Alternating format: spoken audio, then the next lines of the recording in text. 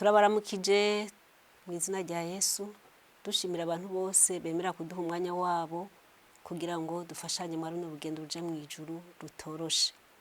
Iyo ugomba kwica inzoka ukubita mu mutwe. None rero tugiye kuraba ijambo rivuga ngo urugo rudashoboka, mariage idashoboka. Burya abantu baritiranya mariage nuko umugabo n'umugore bagiye mu cumba bakajyama hamwe, bakaja mu butegetsi bagasezerana bakumva ngo ni mariage. Ariko mariage nziza ibishingiye ku rukundo, ntabwo ibishingiye ku bindi. Rero tugiye kurabira hamwe ingo zagiye zononekara, ingo zigenda zisambuka kuko habaye mariage itashoboka, mariage igoye. Nariko ndababwira ntugomba gukubita inzoka ukubita mu mutwe. Satani nawe araza hababaza, yakubise mu muryango, yakubise hagati y'umugabo n'umugore, ingo zirasambuka, ingo isirononekara. None tugiye kuraba ku bafise amahirwe batararongora cyangwa bafise abana bagiye kurongoza, bamenye ibi bintu bazitondere yuko ibi bintu bidashoboka, izi ngo zishoboka. Itanguriro rimwe ku murongo wa 28 Imana niyo yashatse ko umugabo n'umugore babana bakagwira, niyo yashingiye. Hama twaje mu gice cya kabiri cya Yohani, Yesu nawe yaraterereye ubukwe. Ni kuvuga yuko mariage ni nziza mu gihe ikurikije uko Imana ishaka. Utanataha n'ubukwe iyo ubwo bukwe bwateguwe neza bugakorwa mu buryo Imana ishaka, ubusuzuguye Yesu yatashe ubukwe. Ubukwe ni bwiza. Ariko rero hari ubukwe dutaha, ariko mu minsi ikurikira twiteguye yuko izo ngo zizosambuka. Ubwa mbere ni igihe warongoye umugore cyangwa ugashingwa ku muhungu ku itegeko ry'umuryango. Umuryango bivanye nuko babayeho n'ubucuti bafitanye nabo bantu, bakavuga ngo uzorongora kwa naka, uzorongorwa kwa naka. Ukarongora kwa naka uko ari wo kwa naka ku mpamvu runaka, ariko atari ku mutima wawe washaka. Murabibona? Ukisunga imigenzo. Uwo mukobwa cyangwa uwo mugabo ugiyeko kuko ari wo kwa naka, atakiri gutumye murongorana, amaherezo ubwo rugo rurasambuka kuko nta rukundo rurimo. Nta rukundo rurimo, uretse ko harimo ibintu by'amacakubiri, harimo ibintu hari indi ntumbero igutwaye. Ubwo rugo ntirurama. Ubwo rugo ntirurama. Kuko urugo rurama ni urugo rushingiye ku rukundo. Wamukunze kubera impamvu runaka, n'izindi mpamvu nazo nyine tugiye kuraba zitotuma mubana, ariko kuko umurongeye kubera abandi bagutegetse ngo rongora naka, ubwo rugo sigo. Hari abandi barongora kubera uwo bakundanye kumbere yamuhemukiye agiye kurongorwa ahandi. Agaca avuga ati urumva wampevye, ugiye ahandi, utwaye uwundi, oyareka nanje ndamwereka yuko nanje shobora gukundwa. Hari n'abatangaza akavuga ati umukobwa yumva akeneye kurongorwa, je nditeguye byose birahari, antelefone tugere muri etat civile twandikwe. Umuhungu akarongora umukobwa ati nanje naka ntazontanga kurongorwa, ahubwo reka nanje ndamutange kurongora kugira abone yuko nanje ndi muzima nkomeye, nanje mfise igikundiro. Umuhungu akarongora par vengeance kugira yihore. Uwo muryango igihe iryo shavu ry'uwo muntu ryaheze, uzokwicuza impamvu warongoye uwo muntu, kuko ivyasabwa kugira ngo ushobore gucagura umugeni ntabyo wagendereyeko. Uriya wundi wimvire ngo uri kuramwihora, wagiye kurongorwa kuwakunda kandi bakundanye, urugo rwabo ruzobagwiza, ariko wowe ishavu rimaze guhera uzorogreta. Burya ntugatwagwe n'ishavu. Ishavu riraza, ariko ishavu ntirumara umwaka. Naho ryoteba ntirimara umwaka. Burya nimujya mukobwa cyangwa ujya muhungu atagutwaye, wiyumvire ko ari uwiwawe, ariko ntabwo yari uwiwawe. Kuko uzosome Yeremiya ni igice cya mbere ngo ntarakurema nari ndakuzi, ukiri urusoro mu nda ya mama wawe nari naragutoranije kuzomuvugishwa nanje mu mahanga. C'est-à-dire yuko Imana imbere y'ukurema umuntu irategura plan, kakujya umuntu agira ategura umugambi runaka, ati ngiye gukora iki, nzogikora gutya, kizova mwiki. Imana nayo imbere yuko iturema irapanga iti ngiye kurema ntirampe ba telefoni kamvuga n'izina, kuko na Yesaya yaravuze izina ry'ujya mugabo yabomeye Yerusalemu mu mwaka wa 70, yabivuze hafi imyaka 200 irenga Yesu ataravuka. Yaravuga kuro mu izina, kandi ni nawe yabomoye hariya Yerusalemu urugero rusengero, niwe yagavye igitero ku basambuye Yerusalemu imyaka 70 imbere y'ukuvuka kwa Kristo. Nukuvuga aha ndiko nibi ndiko ndakora ngaha mu mugambi Imana yari yarateguye uyu munsi ni itariki n'uwo mwanya ko nzoba ndiko natanga ihiganiro kugira gifashe imitima y'abatandukanye. Nukuvuga rero ujya muhungu ujya mukobwa ntiyaguhevye ntiyari uwiwawe wiyumviriye ko ari uwiwawe atari uwiwawe iyaba uwiwawe niko kanyuma wari kumurongora yari kukurongora. Rero iyo rero urongoye par vengeance usanga wihenze witangira imbere Imana aho hari umwanya Imana ngo unasenga hamikuzanira urubavu rwawe, ahubwo wewe uritangira ugakora ivyawe. Iyo ugomvye kwikorera ivyawe Imana irakureka ukagira isheke mu buzima ukicuza. Nta nikibabaza kwicuza ni ingwara mbi n'ikintu kibi iyo menya ntikiza. Rero abagira mariage par vengeance abo ingo zabo amaherezo ntiziba amahoro. Urugo rwa gatatu n'urugo urongore kubera impuhwe ukaraba ngo ujya mukobwa mana gukuntu yagowe ngo je vraiment ngo nzomurongora kugira ndamwibagiza amagorwa. Kurongora kubw'impuhwe urugo wubatse kubw'impuhwe ubwo nago ntirurama. Oya ubwo ntirurama. Rongora kuko wavyiyumvire kandi wanabisengeye Imana ikoriya Imana igutumbereze ati kwanaka hariya. Ibitabo byo dusoma bivuga yuko iyo umuntu agomba kurongora cyangwa kurongorwa ngo akwiye gusenga inshuro 2 gusumba uko yahora asenga. Rero kurongora kubera impuhwe ubwo nta rukundo ubwo rugo nago nyine amaherezo ntirurama. Ntabwo rurama. Urugo rugira kane nukurongora kubera abandi barongoye. Ari umuntu azabona amezi mva atararongora kubera yarakenye byaramugoye cyane kubera abagenzi biwe bahora bajamana muri boîte barongoye canka abandi barongoye canka kumva ngo nanje ngo ndakeneye ngo kumva ubushuhe bw'umugore nanje kunamana umugore. Hari n'ababa baratwawe n'impuhwe y'ubusambanyi akarongora gusa ati nanje ndakeneye yuko buri munsi njyamana n'umugore. Ntuzi ivyugiyemo ntuzi ivyuroyemo. Burya waruzi ko kurongora ko ari intambara yindi ugiye kwinjiramo.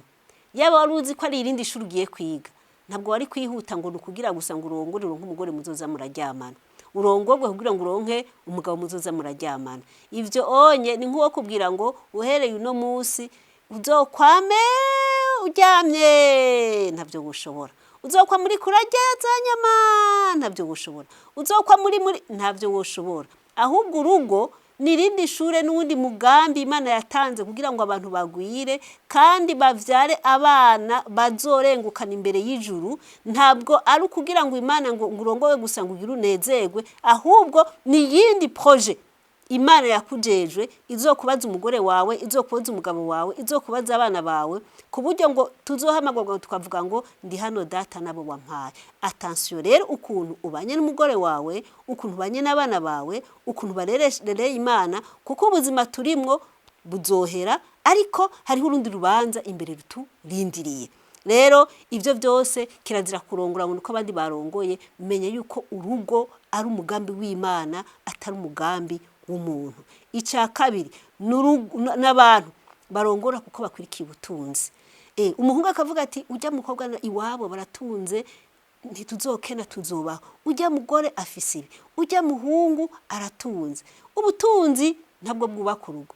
Umunezero wa mbere n'amahoro y'umutima. Arashobora kuba bitunze yagushikana ntibibi vyawe, yagushikana bikajya abandi. Ukararura kubitwa ariko wajyame mu cumba ciza, ukararura kubitwa ariko ware ku matera nziza, ukabura kubitwa muri frigo vyuzuye, ukarara umerewe nabi kandi umugabo umubona. Hari n'igihe anakugurira n'umuduga mwiza ukawuraramwo, inzi kakubera igisaka kandi yari nziza kubera iki nta mahoro yifisemo.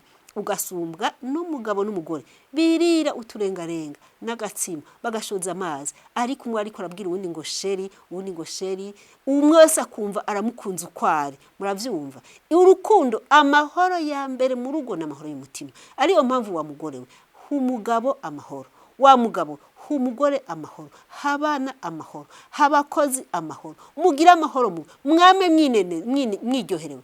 Niko kuramba kubera ngo umunezero ngutuma ngo wongereza ngo imisokoro mu magufa umuntu akaramba ukabaho neza. Nta nikiryoshe ubana n'abantu mwumvikana mukundana. Rero mu gihe rero wagiye kurikira ubutunzi uzoburiramwo, uzobugorerwamwo, uzokwifuza kurusambura rudashoboka. Igo rero ubutunzi ntibwubaka ahubwo hubaka amahoro, amahoro yo mu mutima. Yesu abicubahiro. urundi rugo rudashoboka. Ubutunzi twabuhejeje ni ukurongora ubudakunda. Nivyo byashikiye Yakobo. Yakobo murazi yuko yagiye kurongora Leya, ariko Leya atari we yari yashatse. Ari ncabaza Yosefu ati rero je kubera iki wampaye utari we? Ati umugore je siwe nashaka. Je nashaka kujya mutoye. Saba ko ati burya mu migenzo yacu nta mukobwa mutoye atanga umukobwa mukuru. Ati rero ati uwo mutoye ko ari ushaka ngaho mukorera indi myaka ndwi. Kubera atakunda Leya ntiyamwirukanye, yaramugumije ariko akora hasi hejuru kugira ngo arongore Rakeli. Amaze kumurongora Leya Imana yamuhaye abana, burya nawe amugira ingumba. Yabayeho akaronka abana mugabo adafise urukundo rw'umugabo, ntari bwahukane ntari bugirene. Muri make rero kurongora umuntu udakunda ni kibazo, kurongorwa n'umuntu atagukunda ni kibazo. Muraryamana ariko ubwenge buri kuri wa wundi akunda. Ni nayo ngorane abantu tuzatugira, abantu baza bagira nk'abahungu bakundanye n'abakobwa benshi. Bana bacu muze mwirinda icyaha cy'ubusambanyi, muze mwirinda icyaha cy'ubushurashuzi n'ikibi, kuko iyo umugabo ageze kurongora agera kurongora umugore yamara kumuharuruka akibuka wa wundi bahorana kera, ingo zikaba zigwaye. Haba kose na gatoyi mu muryango umugabo mukaba muryamanye mu gitanda ariko we mu vyumviro ryamanye na wa wundi bahorana, kikaba ikibazo, ingorane. Ugapfana gahinda mu mutima, umugabo kamubura umubona. Iyo atagize amahirwe ngo abe uw'Imana nukuri yihane, umubona aza kuryama ariko abo yirirwana niyo yirirwa hariya mu mahoteli hehe, busambanyi bukamutwara, amafaranga agaherera iyo, ibintu byose bikamera nabi. Nimba wagize n'amahirwe bikarongorwa n'utagukunda, senga Imana imuhindura umutima agukunde. Nawe wa mugabo we nimba wamurongo utamushaka, mwaravyaranye, humura mukunda ukwari, kuko Imana niyo yabishatse. Iyo Imana itabishaka ni wari kumurongora ntivyakunda. Ko vyashitse rero mukunda ukwari, kuko nta muzoshirana, kuko naho uzomuta Imana izomukubaza. Ni wamufata nabi Imana izomukubaza. Abana mwavyaranye ntubakunda kuko bavutse kudakunda, kandi n'amaraso yawe. Ndakubwira ngo uko vyangenze kose senga Imana bikunde, naye handi urugo nk'ugo ntibukunda. Iyo ubonye umugabo atagukunda, umusore atagukunda, umuhungu atagukunda, reka kumwizirikako.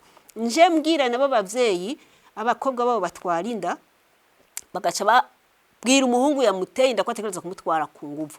Uwo mwana uramwishe, uwo mwana aragowe, uwo mwana ntazigera kundwa, uwo mwana azobona amahano. Ahubwo ko yakoze ico cyaha mureke yihane. Nimba Imana yaramugeneye ubundi mugabo wiwe yari yaramuremeye, azorongorwa natarongorwa arongora uwo mwana, nivyanka basa azobona ijuru. Kirazira guhatira umwana wawe ngo naje kurongorwa ku muhungu naka ngo nuko yamuteye inda, ngo yamuteye inda wategereza kumutwara. Aramutwara sawa, ntagiye kuba imfungwa mu gasho none, ntagiye kuba imfungwa yo mu nzu, agiye kuba ishugwe ryo mu nzu hajya mugana zitwa umugore. Nta rukundo nta ciza azoronka ku mugabo.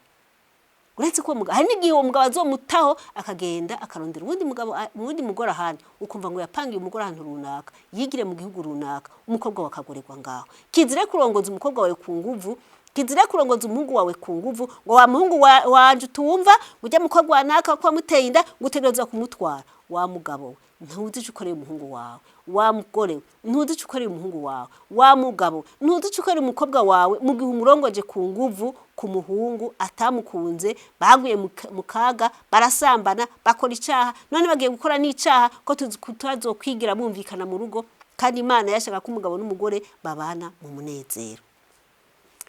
Urundi rugo rutarama ni urugo umuhungu canke umukobwa ashimye ubwiza gusa.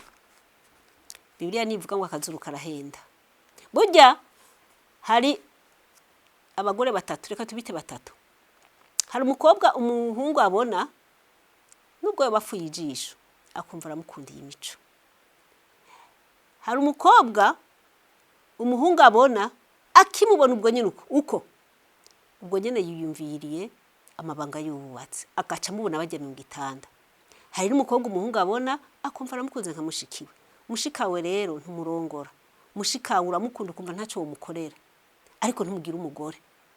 Umukobwa umugore mwiza nuwo washimye imico, kuko imico niyo yubaka urugo. Nshuti zanje muzobisoma mu migani 31, muzohere epfo cyane muhere ku murongo w'icumi mushake mubandanye niho bazokwereka umugore mwiza ingena ameze. Imico rero niyo yubaka urugo. Nivyo n'akaranga karakenewe ariko akaranga kazi inyuma y'imico. Ashobora kuba ari mwiza mugatamica mwiza afise ugo rugo ntirubago n'abana avyaye kiba ikibazo kubera abana kenshi bagira imico nk'iya nyina. Amaherezo rero izo ngo zubatse haba ikintu citwa divorce, kwahukana. Muri uko kwahukana rero hari igihe mwahukanira mu butunzi kubera ugo rugo mubatse rudashoboka, mudahuze mudakunda. Usanga umugabo amahera y'umugore ntazi ngo ahembwaya, ntazi ngo angana gute, kenshi ugasanga ari umugabo canke ari umugore baranyegezanya, umwe wese afise ivyiwe. Kandi Imana yari yashatse yuko mushira hamwe kuburyo niyo umugabo apfuye bimwe abana n'umugore ntibamenya ngo biri kwande biri hehe, kubera ntiyigeze ababwiza ukuri ngo naraguze parcelle ngaha hariya ndahafise inzu burya mfise konti naha burya mfise aha. N'imigambi yo mu rugo ntigenda neza kuko ntimushira hamwe ngo muplanifie ngo muvuge ngo turose amahera ya ikigira 10 ngiki, amashikanwa ngaya, ayo gufasha ngaya, ayo kuzimana ngaya, ayo imfasha bizoza ngaya, ayo gukora twatundi tuntu ngutu. Abana ntibazokwigira bigishwa ingene amafaranga abajere, amafaranga ingene atari ivyatsi bagenda bakaha, ahubwo ko amafaranga atunganywa ngo mubigishe abana mu karorero. Nabo nibagera kurongora bazokwama bariko baranyegeza abagore babo kuko burya abana bigira kuri twebwe abavyeyi. Ikindi kintu hazobaho ikintu bita divorce kubijanye no gukundwa akazi, l'affection.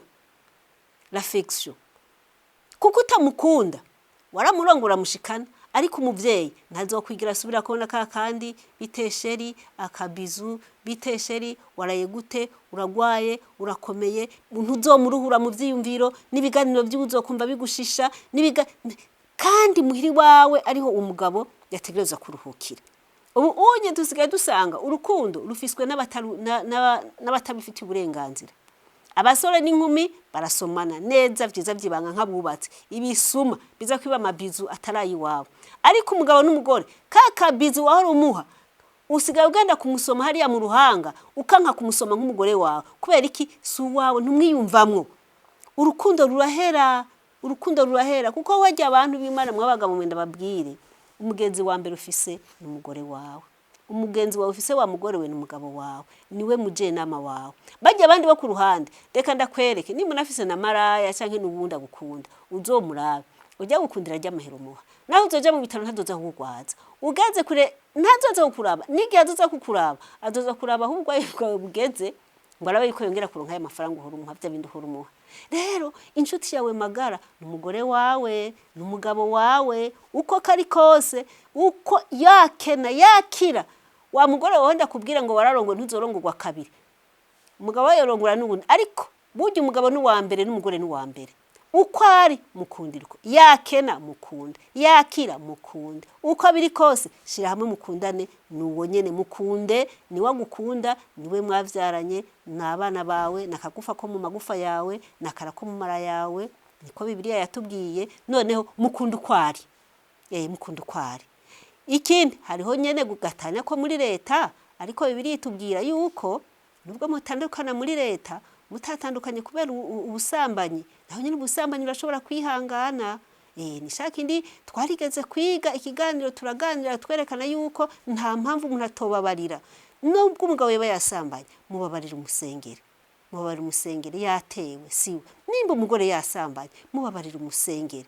Nubwo mugenda mugatandukana muri leta ariko mwijuru ntimwatandukanye, Imana iguma iharura ko ari umugore wawe kuko mutapfuye ubusambanyi. Rero hariho izongo amaherezo baravuga ngo twahukane turahukana, ivyo ntabwo ari byo. Hariho no kwahukana mu vyiyumviro murabona mwarabonye Yosefu ariko ariyumvira guheba Mariya mu ibanga. Hari gihe rero umugabo yumvira guheba umugore mu ibanga kubera za mariage yagira atarizo, akaguma mu bwenge yumva yo muheba. Iyo ariko arapanga kumuheba mbega baza ko ari iciza mukorera, oya nta ciza mukorera kuko mu vyumviro byo avuga ngo je nshaka kuguheba. Hakaba no kwahukana mu majambo akamerwa ngo rero mugore ngo kwaragize ngo je tuzovana jewe n'ukuri je nzo gusezerera jewe sinshobora kuvyihanganira.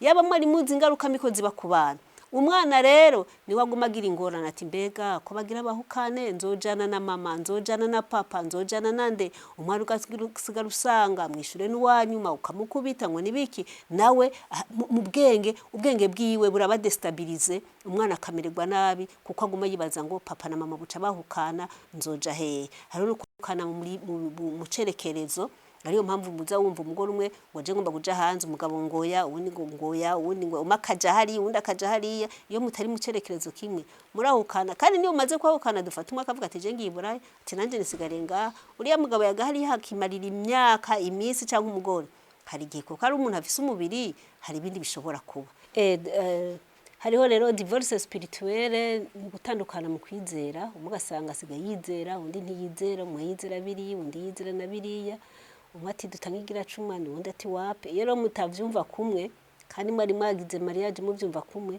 iyo divorce spirituelle nawe nyene igira ingaruka mbi ku bana no ku muryango no mu myizerere yanyu kuko ni ikibazo kuko ibintu muca musigara mutavyumva kumwe hanyuma ikiri no ku divorce avec Imana divorce mugira n'Imana niyo uri kurakora ivy'Imana yabujije iri kurakora ivy'Imana yabujije mama atandukanye n'Imana kweri kandi ni wa divorce n'Imana uzobupfuye ruheyi kuko iryo juru dutegereje kujamo ntuzorijamo yego kiri muzima Imana iraguha ivyugi kaguha ivyo wambara kaguha ivyo ukeneye ariko ijuru ribwire ngo bayi éviter de divorcer avec Dieu hanyuma hakabaho rero na divorce yo mu gishika hahandi utabucumva wobwira madame uti oui chérie ukumbura mukumbuye kumwe mukumbura muri abafiance ukumbura mukumbuye kumva umukorera ibyiza iyo rero ivyo bihe bigezaho nubundi bwo kwahukana rero muri za mariage twavuga hari haruguru